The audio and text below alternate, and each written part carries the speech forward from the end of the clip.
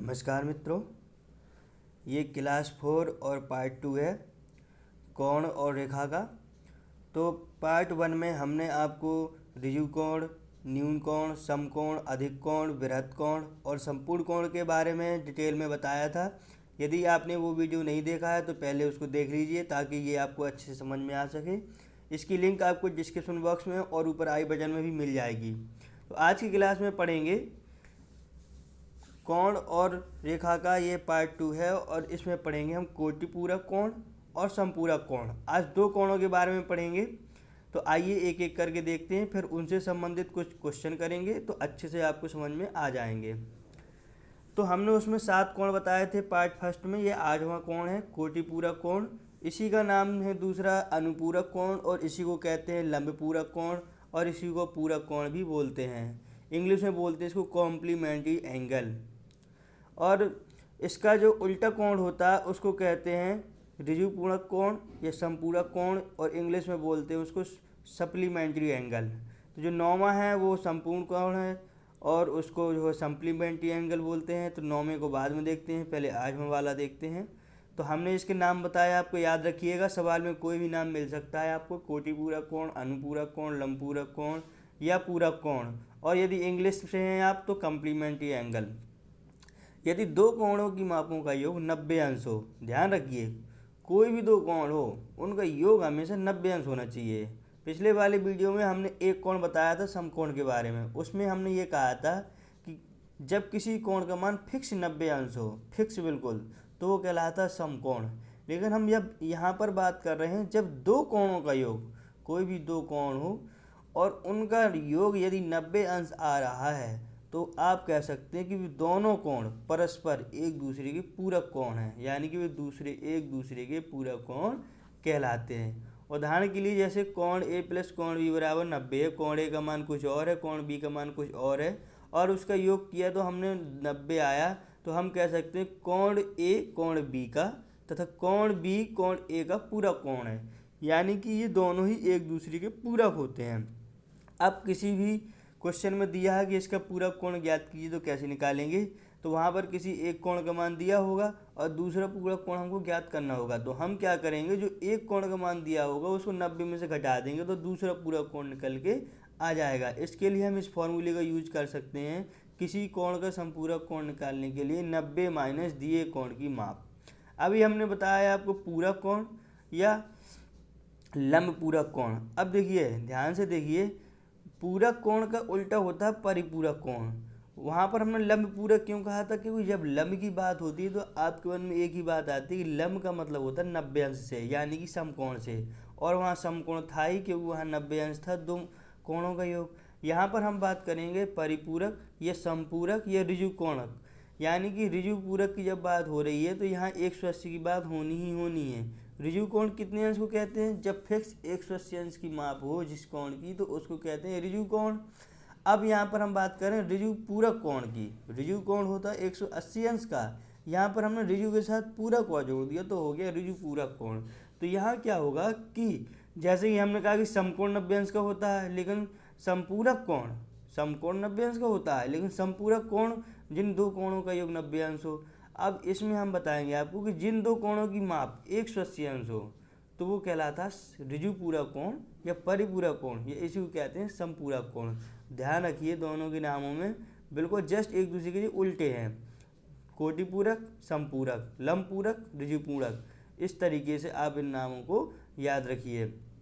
तो अगर दो कोणों का मान 90 अंश है तो पूरक कोण है, और यदि दो कोणों का योग 180 अंश है तो फिर वो समपूरक कोण है। और ऐसे ही इसका भी फॉर्मूला होता है, यदि दो कोणों का मान एक कोण ए प्लस कोण बी 180 अंश है तो हम कह सकते हैं कि कोण ए कोण बी का तथा कोण बी कोण ए का समपूरक कोण है।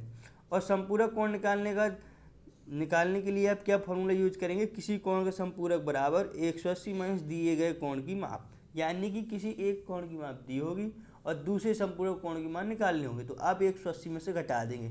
बस इतना आपको याद रखना है कि पूरक की बात कर रहा है या संपूरक की। वहाँ पर स्पष्ट लिखा होगा, यदि संपूरक दे रखा है तो 180 में से घटाइएगा, यदि पूरक दे रखा है तो 90 में से घटाइएगा।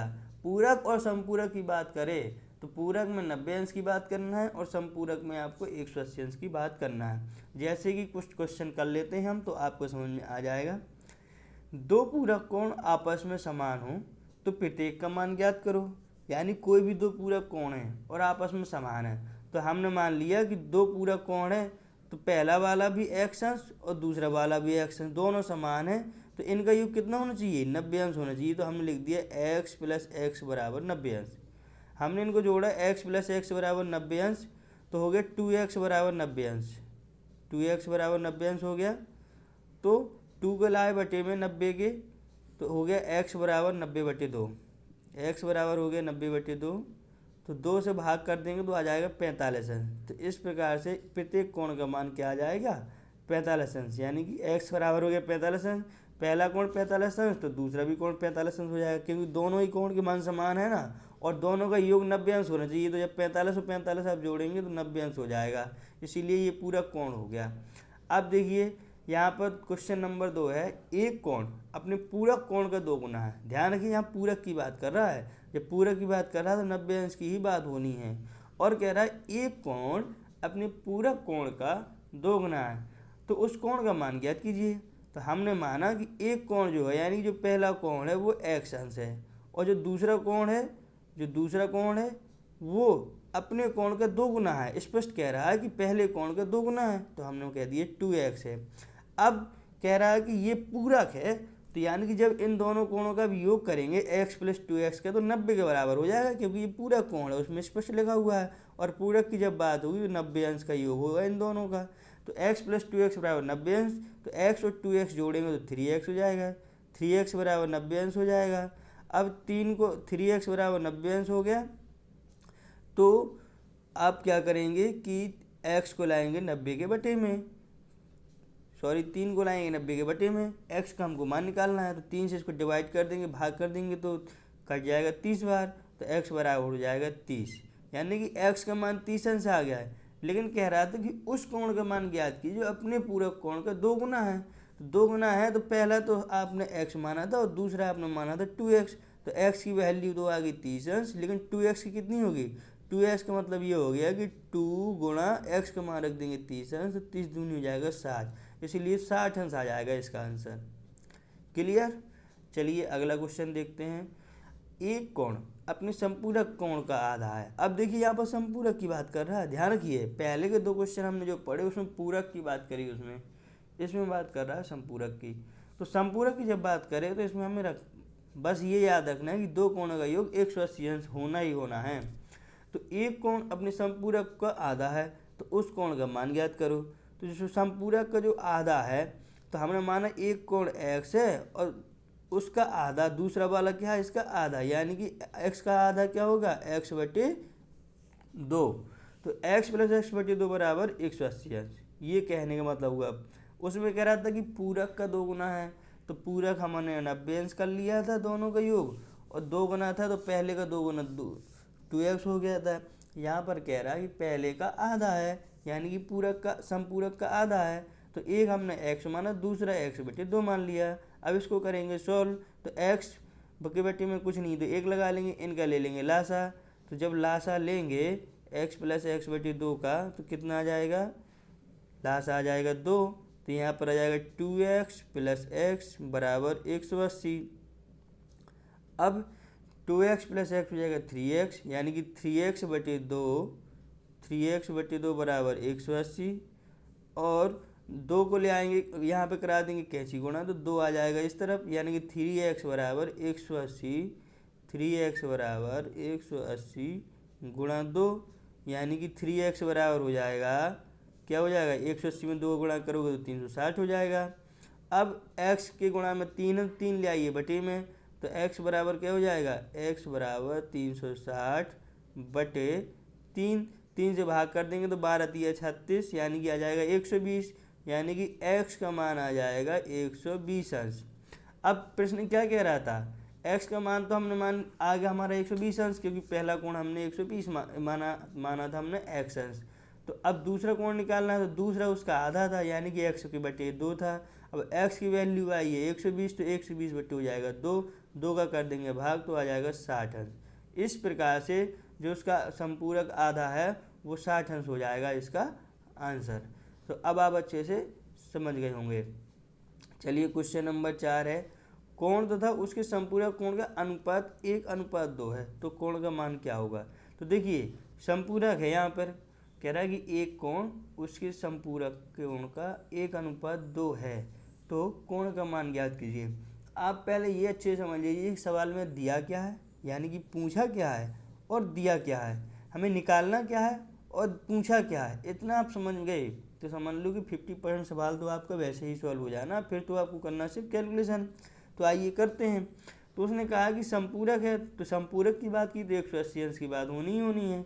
अब कह रहा है उनका अनुपात 1:2 है, तो हमने लिख लिया कि पहला कोण बराबर 1x और दूसरा कोण बराबर 2x। अब इन दोनों का योग क्या हो गया, एक इन दोनों का कोण हो जाएगा संपूरक है, तो यानी कि 1x + 2x बराबर 180 अंश, क्योंकि ये संपूरक है।